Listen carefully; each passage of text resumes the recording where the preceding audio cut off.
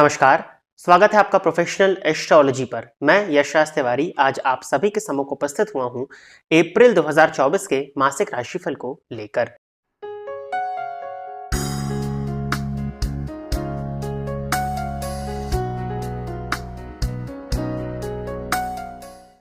इस राशिफल के कार्यक्रम में हम चर्चा करने जा रहे हैं आपके स्वास्थ्य के विषय में, आपकी शिक्षा, आपके प्रेम, आपके मैरिड लाइफ, आपके करियर के विषय में और साथ ही साथ जिन ग्रहों का गोचर परिवर्तन इस मंथ होने जा रहा है उन ग्रहों का गोचर आपको क्या लाभ और क्या हानि देने जा रहा है, इस विषय में भी चर्चा इस राशिफल के कार्यक्रम में आज होगी। साथ ही साथ क्या उपाय आपको करने चाहिए वो भी इस वीडियो के अंत में बताए गए हैं, जिससे आप अपने इस माह को और श्रेष्ठ बना सकें और जो परेशानियां हैं उनको कम कर सकें।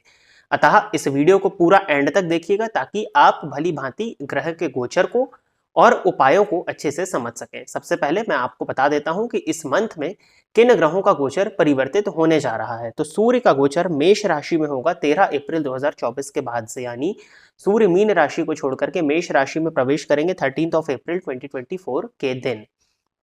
साथ ही साथ मंगल मीन राशि में प्रवेश करेंगे कुंभ राशि को छोड़कर के 23 अप्रैल 2024 के दिन। बुध ग्रह 9 अप्रैल 2024 को मीन राशि में ही वक्री होने जा रहे हैं। साथ ही साथ शुक्र मीन राशि में प्रवेश करेंगे 31 मार्च 2024 को और मेष में प्रवेश करेंगे 25 अप्रैल 2024 के दिन। जैसा कि आप सभी दर्शक जानते हैं, ये जो राशिफल का कार्यक्रम है ये मैं आपको आपकी चंद्र राशि के आधार पर बता रहा हूं, अर्थात आपकी जन्म कुंडली में चंद्रमा जिस राशि में स्थित है वही आपकी चंद्र राशि है और उसी राशि के आधार पर आप इस राशिफल को देख सकते हैं। जैसा कि आप सभी दर्शक ये भी जानते हैं कि जो राशिफल का कार्यक्रम होता है गोचर पर आधारित होता है।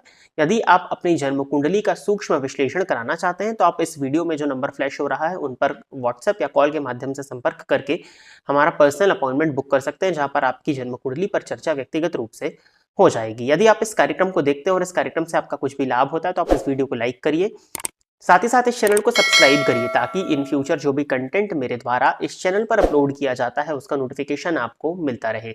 यदि इस कार्यक्रम के माध्यम से आपका कुछ भी लाभ होता है तो आप इस वीडियो को ज्यादा से ज्यादा लोगों के साथ में शेयर करें ताकि और भी लोगों का लाभ हो और उसका माध्यम आप बने। अब हम चर्चा प्रारंभ करते हैं राशियों के क्रम में 12वीं राशि एवं अंतिम राशि मीन राशि के जातकों के लिए कैसा रहने वाला है अप्रैल 2024 का ये मंथ।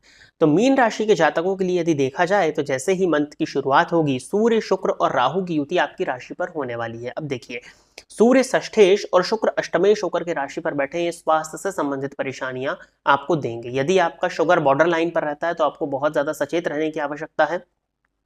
डायबिटीज होने की पॉसिबिलिटीज इस मंथ में आपको बनती हैं यदि आपका शुगर बॉर्डर लाइन पर है तो।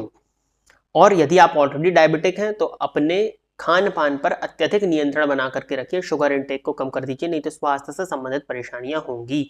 बीपी की शिकायत, हार्ट से संबंधित परेशानियां और ब्लड से संबंधित भी किसी ना किसी तरह की दिक्कत आपको दिखाई दे रही है तो इनका आपको ध्यान रखना है। स्वास्थ्य में कुछ भी परेशानी होती है तो जाकर के डॉक्टर से अवश्य मिल लीजिएगा।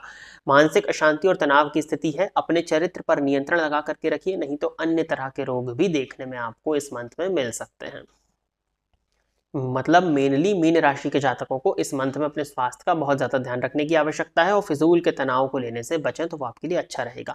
शिक्षा के पॉइंट ऑफ व्यू से देखा जाए तो चंद्रमा तो हर 2.25 दिन में राशि परिवर्तन करते हैं, वो पंचमेश है, लेकिन नवम का स्वामी मंगल 12वें भाव में जाकर के बैठा हुआ है और गुरु जो है वो मंगल के घर में ही बैठे हुए हैं, जिसके चलते शिक्षा तो ठीक है लेकिन हेल्थ की वजह से कहीं ना कहीं आपकी शिक्षा कुछ हद तक बाधित होती हुई दिखाई दे रही है, जैसे कि पढ़ाई में मन ना लगना और कई बार क्या होगा कि लेजीनेस की वजह से भी आपका पढ़ाई में मन नहीं लग पाएगा। तो इस बात का आपको ध्यान रखना है और आलस्य करने से बचना है। अगर स्वास्थ्य खराब हो जाता तो फिर कोई बात ही नहीं, फिर आराम ही करिएगा।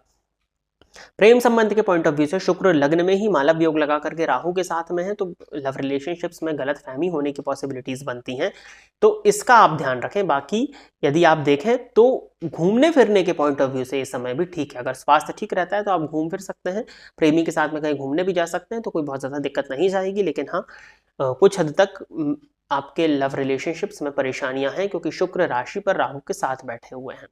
यदि आप मैरिड लाइफ के पॉइंट ऑफ व्यू से मैं बता रहा हूं, यदि आप किसी तरह के एक्स्ट्रा मैरिटल रिलेशनशिप में हैं तो आपको बहुत ज्यादा सतर्क और सावधान रहने की आवश्यकता है। पत्नी या जीवन साथी के शक का शिकार आप हो सकते हैं और संभावना इस बात की भी बनती है कि अगर जन्म कुंडली में प्लैनेटरी पोजीशन अच्छी नहीं है तो वो उनके द्वारा आप पकड़ भी लिए जाएं, तो इसका आपको ध्यान रखना है। पार्टनरशिप में यदि व्यापार है तो पार्टनर के साथ में कलह करने से बचेंगे तो वो अच्छा रहेगा। बाकी करियर के पॉइंट ऑफ व्यू से ये समय आपके लिए अच्छा है। धनागमन के योग भी दिखाई पड़ते हैं, हालांकि धन का व्यय भी दिखाई दे रहा है, परंतु धन का आगमन और कुछ हद तक संचयन भी दिखता है। तो जरूरी नहीं है कि 10 कमाएंगे तो 10 का 10 व्यय हो जाएगा, 8 व्यय और कुछ हद तक संचयन होता हुआ भी दिखाई दे रहा है। तो धन के पॉइंट ऑफ व्यू से तो ये समय ठीक है, परंतु अस्पताल में रोग पर खर्च होने की स्थिति बनती है और कई बार वाणी की कड़वाहट या अहंकार की वजह से भी आपकी मैरिड लाइफ में परेशानियां आपको देखने में मिल सकती हैं। माता के स्वास्थ्य का ध्यान रखिएगा, मदर की हेल्थ में कुछ हद तक परेशानी आती हुई दिखाई दे रही है और छोटे भाई बहनों के स्वास्थ्य का भी आपको ध्यान रखने की आवश्यकता अप्रैल 2024 मंथ में होने वाली है। अपने हेल्थ का यदि आप ध्यान रख लेते हैं तो मैं समझता हूं कि सब कुछ ठीक होगा। अगर हेल्थ का ध्यान नहीं रखते हैं तो कहीं ना कहीं हेल्थ की वजह से आप इस मंथ में परेशान होने वाले हैं। बाकी शुक्र राशि पर है तो एंजॉयमेंट तो होना ही होना है। अगर हाँ चरित्र खराब है, स्वास्थ्य ठीक नहीं है, तो फिर एंजॉयमेंट का समय है और आप हेल्थ को लेकर के परेशान रहेंगे। तो चरित्र पर भी नियंत्रण रखने की आपको आवश्यकता है, स्पेशली इस मंथ में तो रखना ही रखना है। बाकी केतु का गोचर सप्तम भाव में है और अगर आपका विवाह नहीं हुआ है तो विवाह के विषय में आप विचार की शुरुआत कर सकते हैं, क्योंकि 1 मई को गुरु राशि परिवर्तन करके तृतीय में आएंगे और उनकी दृष्टि सप्तम पर पड़ने लग जाएगी। तो अगर विवाह के विषय में आप विचार करना चाहते हैं तो उसका विचार प्रारंभ कर दीजिए और अपने घर परिवार वालों से बोल दीजिए कि रिश्ता देखना वो प्रारंभ कर दें। उपाय के तौर पर शिव जी के मंदिर में नित्य जाकर के शिवलिंग पर अभिषेक करिए। शिवलिंग पर भले ही आप चाहें तो हो संभव हो तो कुशा के जल से अभिषेक कर सकते हैं, नहीं तो सिंपल प्लेन वाटर से भी आप अभिषेक करें। शुद्ध जल से अभिषेक करना, गंगा जल से अभिषेक करना आपके लिए काफी अच्छा रहेगा। और महामृत्युंजय मंत्र का जाप करना भी आपके लिए 21, 11, 21, 51, 108 जितना आपसे हो सके नित्य करें। तो ये उपाय करना भी आपके लिए काफी मैं बेनिफिशियल देखता हूँ। अपने आंखों का ध्यान रखिए, आंखों से संबंधित परेशानियां हो सकती हैं। सूर्य भगवान की आराधना, सूर्य को जल देना आपके लिए काफी अच्छा मैं आने वाले समय में देखता हूँ। 13 अप्रैल के बाद में कुछ हद तक इम्यूनिटी आपकी सुधरती हुई भी दिखाई दे रही है, तो बहुत ज़्यादा चिंता नहीं है, परंतु वहाँ स्वास्थ्य का ध्यान आपको रखना ही रखना है। और हनुमान जी के मंदिर में जाकर के हनुमान जी की आराधना अवश्य करिएगा, क्योंकि 7.5 की प्रथम ढैया आपको प्रारंभ हो चुकी है। तो प्रिय दर्शकों, ये था मीन राशि के जातकों के लिए अप्रैल 2024 का राशिफल। आशा करता हूँ कि मीन राशि के जातक मेरे द्वारा बताए गए इस राशिफल के कार्यक्रम से संतुष्ट होंगे। यदि आप इस कार्यक्रम को देखते हैं और इस कार्यक्रम से आपका कुछ भी लाभ होता है तो आप इस वीडियो को लाइक करिए, साथ ही साथ इस चैनल को सब्सक्राइब करिए, ताकि इन फ्यूचर जो भी कंटेंट मेरे द्वारा इस चैनल पर अपलोड किया जाता है उसका नोटिफिकेशन आपको मिलता रहे। यदि इस कार्यक्रम से आपका कुछ भी लाभ होता है तो आप इस वीडियो को ज्यादा से ज्यादा लोगों के साथ में शेयर करें, ताकि और भी लोगों का लाभ हो और उसका माध्यम आप बने। आज के इस राशिफल के कार्यक्रम में बस इतना ही रखते हैं। नमस्कार।